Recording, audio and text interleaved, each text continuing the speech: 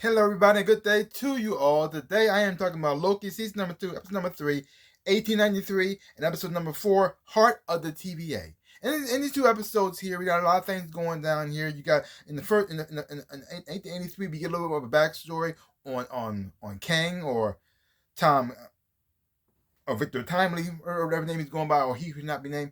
And we see that he receives a book from Renslayer and Miss Minutes.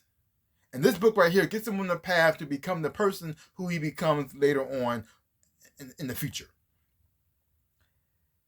And you also see that from the start, he also was always very highly intelligent, even though he had the thing is though his mind is far more advanced than the technology that he has, and he uses the best that he has with the technology that he has, and mostly uses and when you see him later on as he gets older, he pretty much like a con man. Like he doesn't have he has the smarts and the brilliance to create a lot of amazing things, but he doesn't have the technology to keep up with what he wants to do. So most everything he does is like prototypes. This is as well too, not enough to pretty much keep it running, but it doesn't enough to fool enough people until you get money from them as well too. You see them as that, and you got Loki and Morbius working together to try to get him, to try to help him to save the whole entire timeline, the whole time universe as well. And you also got Renslayer and Miss Minutes, or they're trying to ask him as well to try to pretty much help him to get what they want from him as well. So everybody wants something from him, but that's not from a good place.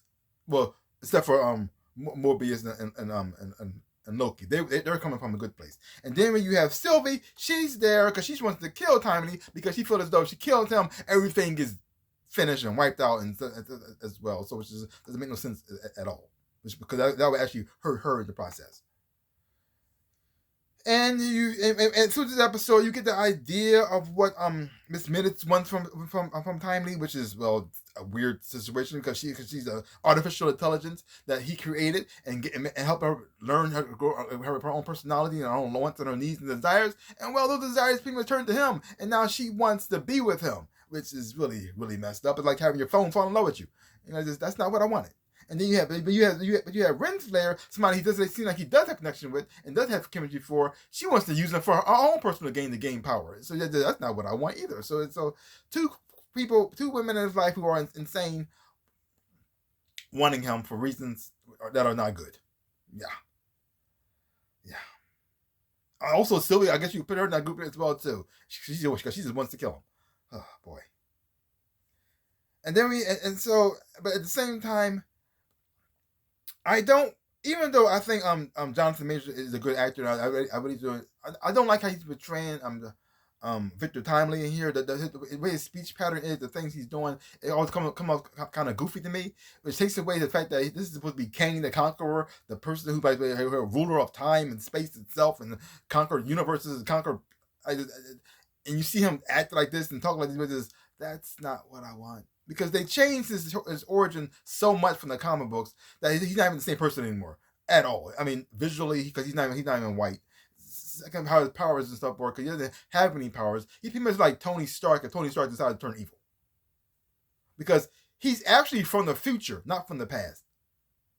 And that's how he was able to conquer everything, because his technology was so far in advance, he was able to go back in time to manipulate the time to work out in his favor to make him ruler and king and so that too, and pharaoh and all the other things he had done throughout time. Turning himself into this person who is this godlike being, mastering a bunch of knowledge from all through time, and from technology to the building up of stuff to make him a great fighter as well too, to do all these things that make himself a ruler and king and conqueror.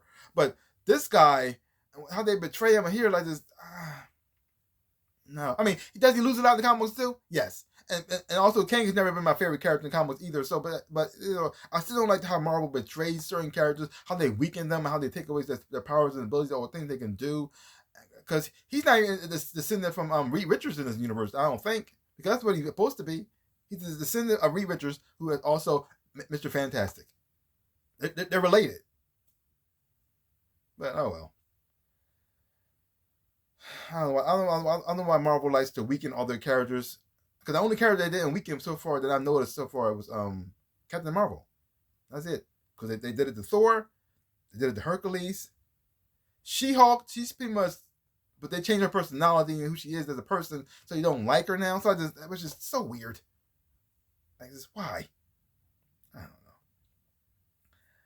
And then we had episode 4, Heart of the TVA. Now I actually like this episode too. I actually like both episodes. It's just that certain things they do just don't make no sense to me. I don't quite like first of all, like I said, I already mentioned the whole Kang situation, and then you have Sylvie yelling at Mobius for wanting to get some pie, which it doesn't change anything or not change. I mean, I understand where she's coming from. I understand that she's upset. I understand that she's scared.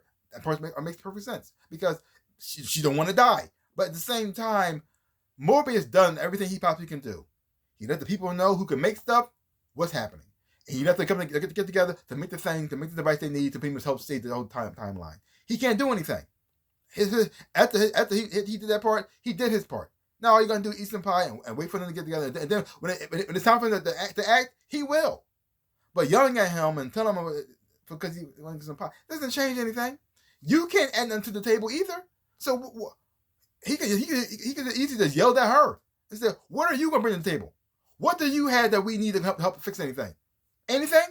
Anything at all? No? Then shut up. Have a pie and just wait it out. And when it's time for you to help out, you can volunteer as tribute. How about that?" So, and then also the fact that you got General Docs and her crew who we never seen, and they die in this episode here in a very cruel and messed up way, and see how Miss Minutes were responding to it was just really messed up and creepy. I said, oh my gosh. Ugh.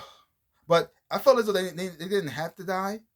It didn't really, them dying didn't really accomplish, take away anything or add anything to the picture as well too. It felt as though they could have just acted like they was on her side and then betrayed her and betrayed her. There was more of them than it is of her, because also Miss Minutes got rebooted, so they had to fix that situation. And she and also Renslayer got Prada or whatever they call it.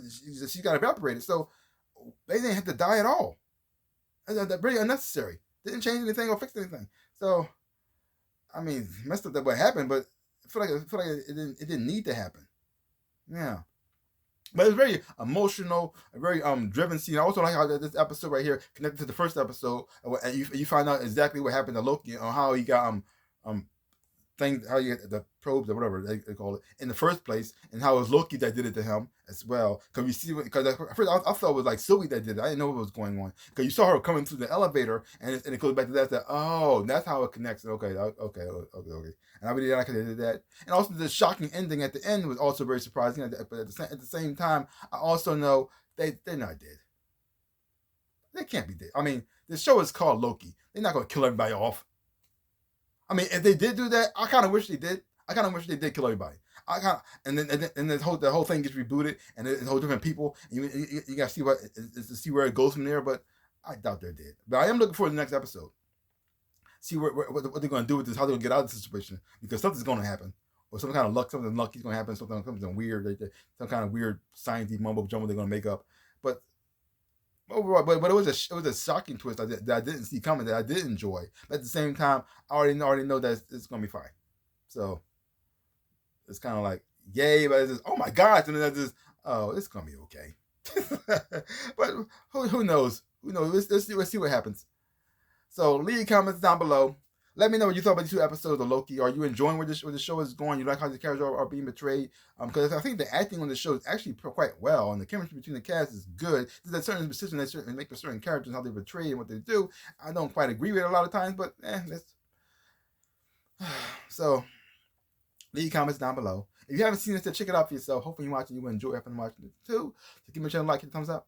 Shabu, and subscribe to my channel and share. I really do appreciate it. There are also links down below. Connection with social media. You want to follow me there. I really do appreciate that as well too.